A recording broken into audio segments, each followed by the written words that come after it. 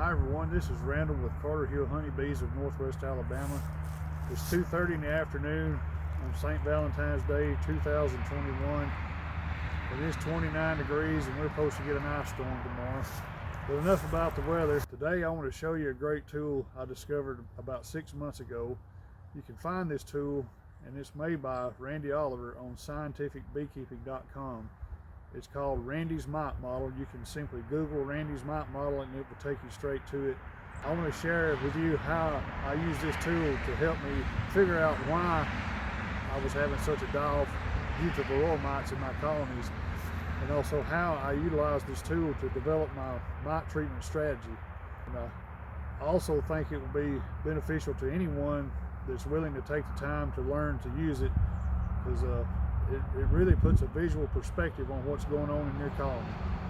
To get to Randy's Mite Model, you type in scientificbeekeeping.com, and once the home page pulls up like you see here, then you can scroll down a little bit and you'll see the outline of the model here, and then right here above it, it says I've created a useful varroa model, and then he has the word here outlined in blue, so you can click on it and it'll bring up your mite model, and you'll click on down here the newest updated version of it,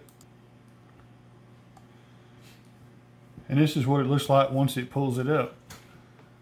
Alright, down here on the bottom line you have colony type, which underneath below has the letters in which colony type. You can read and figure out which one you want to use. I use the D for default. That seems to be close enough for my area. It's what I use to come up with my mite treatment strategy.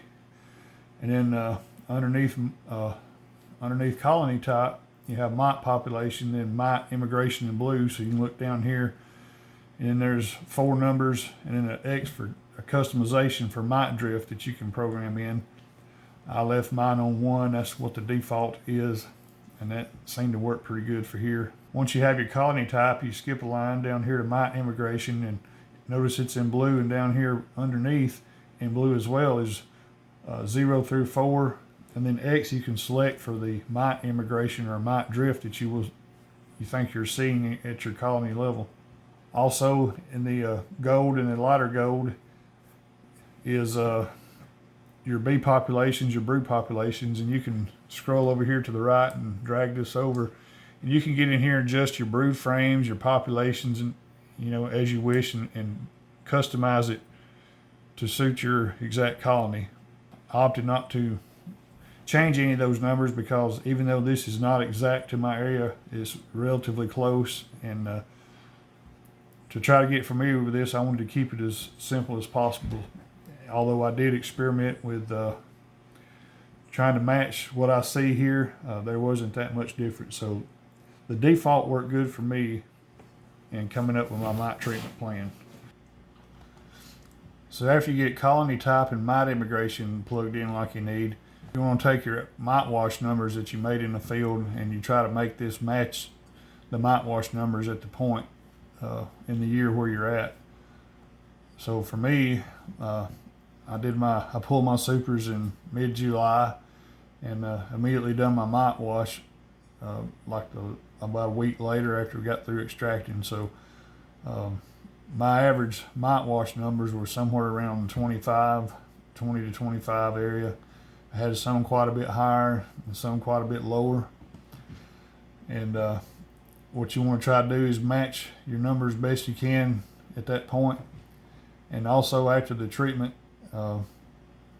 went back and done some mite washes on about 5 or 6 of the highest populated colonies I had. So after the treatment, I matched the efficacy to what my average was I was seeing for that. So basically I got around 90% efficacy with what I used. All right, knowing this information, then you can come over here and see what your ending mite number would be towards the end of the year, and also what I likely started out with at the beginning of the year. So I likely started out somewhere around 200, 220 mites in the colony at the beginning of the year, and you can see how my mite level would have stayed what seemed to be pretty low in the alcohol wash throughout the spring and early summer, and then it skyrockets as your colony population would start to go down. And you can see that also reflected here in the mite population number. Also, I learned this year that oxalic acid works the very best when there's minimal or no brood in the colony. I learned this through a lot of the YouTube videos, and I also confirmed this for myself with the alcohol wash, comparing a couple of my beekeeping friends who was using exclusively oxalic acid at the time versus what I was using, and there was a big difference. So looking into that a little further, I've even found, more confirmation of that oxalic acid works the best when there's the least amount of brood as possible in there. For this first year, I went ahead and done 3 treatments in December. You can see that should have cleaned my colonies on down pretty good. I know we're probably not getting down to 0, but my goal was to get less than 10 mites. So let's just say, for example, we got it down to 2 mites. Now we go over here at the beginning of the next year and you change that to 2 mites that you're going to start out with. And now take a quick look here, and I'm going to hit the button here, and you see what a dramatic effect it has the following year on the health of your colony. I mean, practically using that same strategy that I did to knock down the mites, theoretically this could keep your total mite count under 100, where the year before we had several thousand mites in there. Also, this 45% number I have in here is not a treatment. In my area, I typically see super seizure around this time in mid-April. And the swarm season is also in mid-April in this area. From what I can read, that's going to be about a 45-50% efficacy there for that short broodless period while the new queen takes over. So that's what that is for. And then this treatment here, I used ApiGuard, and I used 3 reduced treatments of 30 milliliters per colony on each treatment. The reason I cut the treatment down, it was like in the mid-90s at that time, so I didn't want to stress the bees too severely. But it worked very well, and when we come back, had an alcohol wash of 0, and some of them had 1, so we was really excited at that point. In my opinion, with all the messing around that I've done with this, to me, the key to the whole mite treatment strategy is how many mites is in that colony at the end of the year, and how many mites you're going to start with the following year. So you want to start with the least as possible in there. And this oxalic acid treatment during the broodless time in December, perhaps early January in northwest Alabama, I think is really critical to really try to finish off any mites that you're going to have at that point. Also going forward, I noticed my mites is getting up into close to 200. At this time, I'll probably experiment with utilizing a treatment of some sort around mid-October or early October even, to try to keep the mites even lower. For me, it looks like 2 to 3 treatments is going to be what I'll utilize.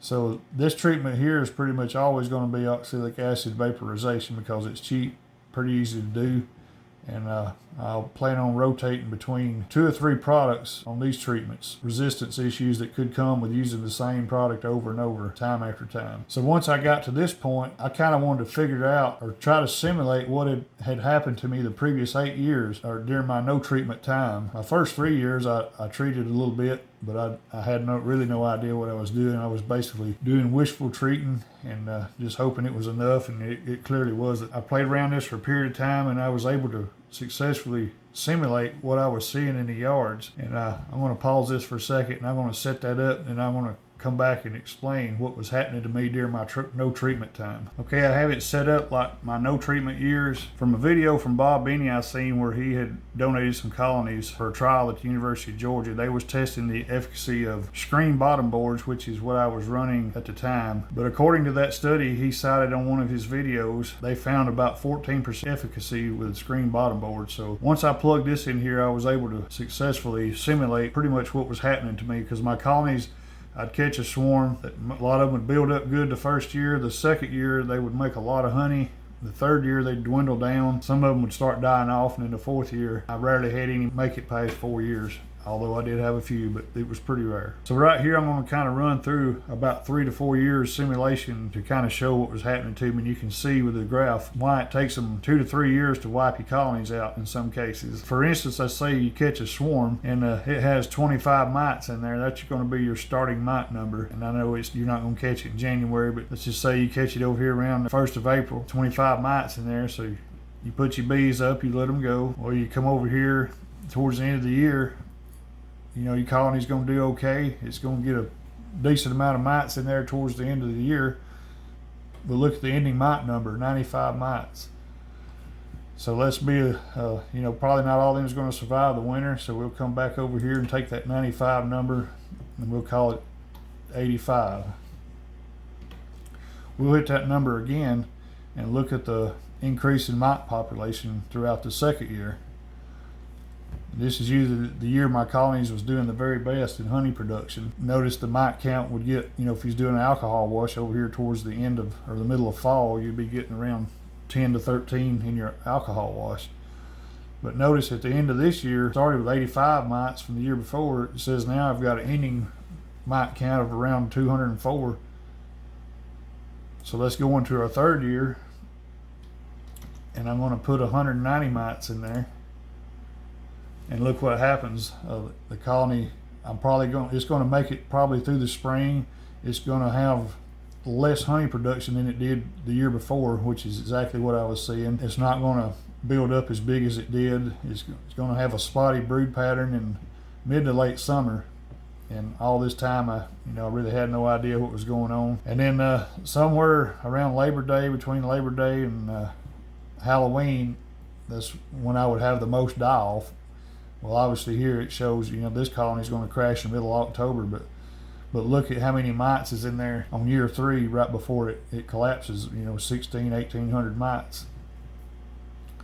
So this, in my opinion, this is exactly what was happening to me during my no treatment phase. I'm really excited that I've discovered all this new information in the last 6 months, and to me this tool right here is key in me coming up with my mite treatment strategy. It would have probably taken me years to have figured this out on my own. So I'm very thankful to Randy Oliver and Scientific Beekeeping for taking the time to come up with this model. This is a very beneficial tool. It's definitely well worth the time to learn to use. I'll be utilizing it as much as I can going forward. I hope you enjoyed this video, and I hope this was of use to you. If you like this video, please hit the like button. If you'd like to see my upcoming adventures, hit the subscribe button. There'll be more videos to come. Thank you for watching.